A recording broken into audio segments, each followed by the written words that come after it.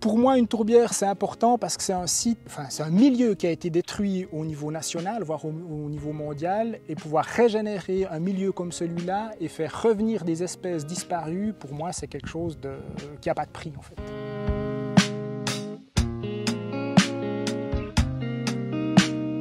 Ici, nous nous trouvons au Pont de Martel, la tourbière du Marais Rouge, et en fait, c'est une tourbière d'importance nationale.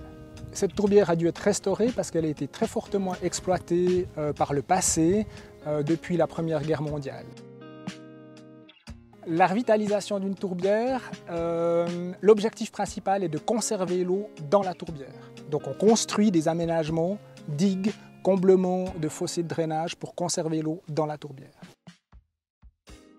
Alors les objectifs de restauration d'une tourbière sont de diminuer les émissions de CO2, voire de les bloquer. 2, de favoriser la biodiversité. Et 3, de recréer des plans d'eau justement favorables à différentes espèces telles que les libellules ou la flore. A priori, les gens qui se baladent sur ce sentier didactique à l'heure actuelle sont contents de voir cette revitalisation, sont contents de voir des nouveaux plans d'eau, sont contents de voir des libellules voler. Et j'ai l'impression que tout le monde apprécie vraiment cette régénération. J'adore me promener dans les tourbières pendant mon temps libre. J'y viens très fréquemment le week-end.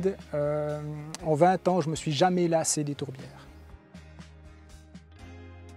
La tourbière a, je pense, un impact hyper positif sur ma santé mentale parce que quand je suis stressé, quand j'en ai marre de voir des gens, je viens dans une tourbière.